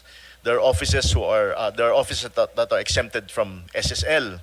So lilipat na po sila doon kasi mas mataas po ang sweldo, mas mataas po ang natatanggap po nila ng sahod. Kaya po one of the reasons po na kung mapapansin nyo po yung number of personnel po namin na hindi namin napupuno is because po of the churn. Marami po nagre-retire, marami nagre-resign, pero mas konti po ang pumapasok. Actually, nag-positive lang po kami sa hiring ay 2024. Dahil po nung 2020, 21, 22, 23, marami po nag-opt for early retirement because of the pandemic dahil ang trabaho po ng auditors is physical. You have to be present, you have to be there to do the cash count, you have to be there to do a ocular inspection. So marami po sa kanila nag-opt na po for early retirement. And then yun nga pong pumapasok ay hindi po ganun karami because of the limitations po dun sa level of salary that we can offer. Ayun lang naman po. Salamat. I think that's also part of yung batas na pinupush ni Senator Padilla. We can study that because nakita ko nga dito sa inyong report or dito sa briefer namin, there are about 4,000 unfilled positions. No? I think because nga marami nagre-resign, pumupunta sa ibang agency, I guess yung iba nagpa-private sector pa. No? Meron pong nagpupunta sa private sector, meron din po nagpupunta sa ibang offices, meron din naman po nag-abroad. Yun po ang reason kung bakit po ganun. So kulang na yung tao ninyo, marami pang umaalis. No, yun ang problema. I'll go to so Chairman, just to complete this, itong issue na ito, yun na nga, ang COA is the last line of defense and umaasa kami sa inyo, sa lahat sa inyo, na itong 2026 and beyond, hindi na mauulit itong nakita natin. At nakita ko na meron kayong mga reforma, including yung increasing the penalties as part of your disciplinary mechanisms. Kami rin dito sa Senado, actually nagre-reform rin kami on how we conduct our budgeting. Lahat ng mga dokumento ina-upload na namin sa website, including the annexes. At lahat po ng aming discussion ngayon naka-live stream na. So, in other words, itong nangyayari ngayon is a learning process to all of us, COA, to the Senate, to everyone.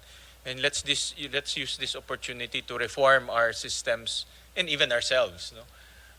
Kasi talagang ang taong bayan, nakita niyo naman, nawalan ng kumpiyansa sa gobyerno eh. No? Nawala talaga. At pwede nating ibalik yan, number one, kung may magiging accountable, meaning makukulong, masasampahan ng kaso. And then number two, palakasin ng COA. No? If kung lumakas ang COA, then I can always tell the public na meron tayong last line of defense na poprotektahan ang interest ng publiko. No? And yan talaga ang core mandate ng COA. No? Nothing else, to put it simply. No?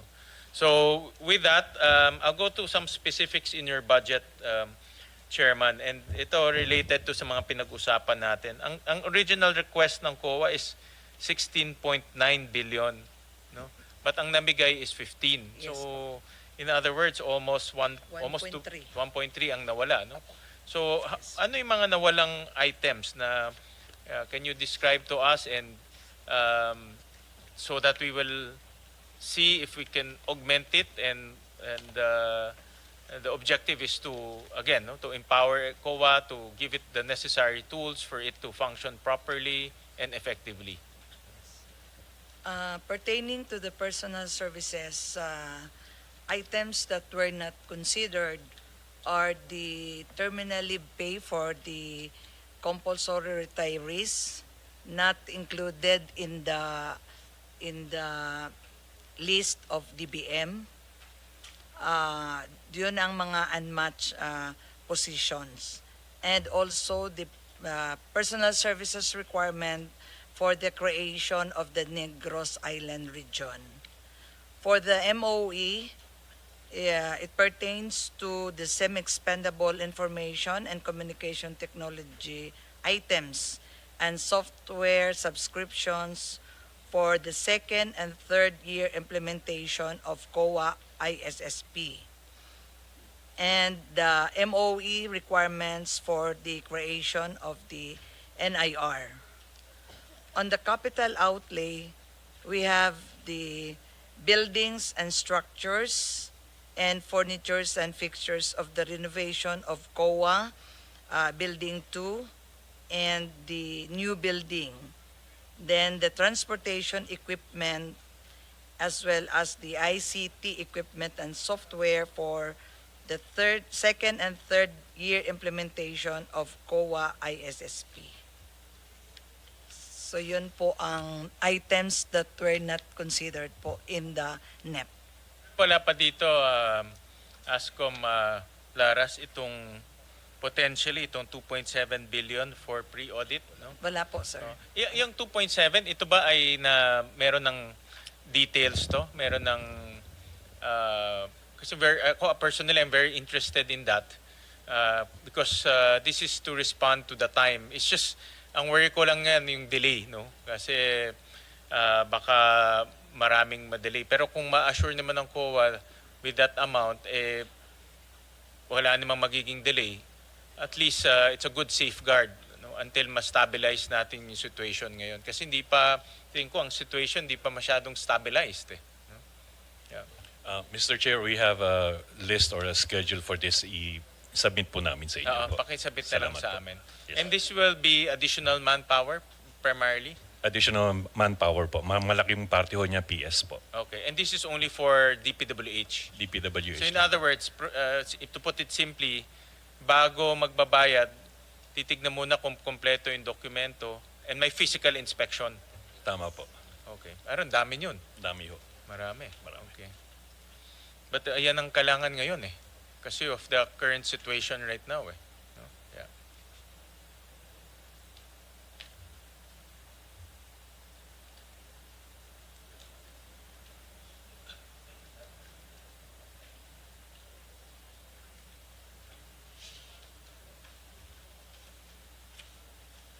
Tapos meron kaming, I came across this, it's a COA report actually, of TRB.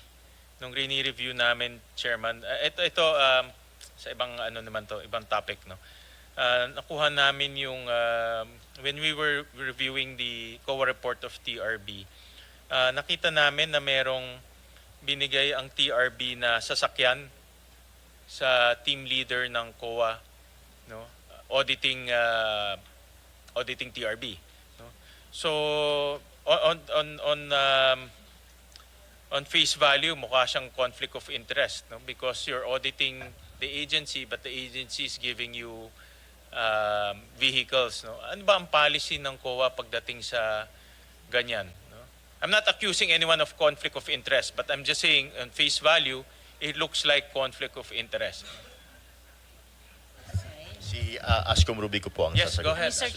Mr. Chair, the Senator Padilla, under Section 20 of PD 1445, all auditing units or at that time residency audits are provided by management with supplies, transport necessary to carry out the audit functions of COA in the agency.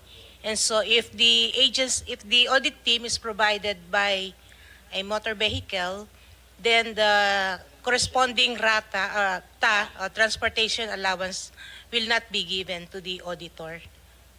Yes. And that's also supported by jurisprudence. So in this particular case, in this issue of TRB issuing or giving one unit to the COA auditor, that's in line with your policy? Yeah, it's in So line there's with the policy and with the law, sir. Okay, all right. I just want to make sure, no, just to put on record, kasi on face value mukha siyang Sir Chair, just yes. to add, but the vehicle should be still in the name of TRB po. TRB. Yeah. Okay, all right. Parang naka-ano lang po sa kanya, naka-assign. Naka-assign lang. Naka-MR lang po. Okay. Wala na kayong nakikitang possible conflict of interest, baka mapaboran yung ino-audit na agency. Itong practice na ito, matagal na ba ito? It's not a practice, sir. It's by law, procedure under the rules. Okay, okay. The only conflict, sir, is if the auditor is still receiving transportation allowance So dalawa. despite the service vehicle assigned to Okay. him. So may mga cases na admin cases na rin po against auditors if they receive both Okay. benefits. And then you say this is by law? Yes, Section 20 of PD 1445. Okay, all right. So this has legal basis, in other words. All right, sir. I just want to make sure that is covered.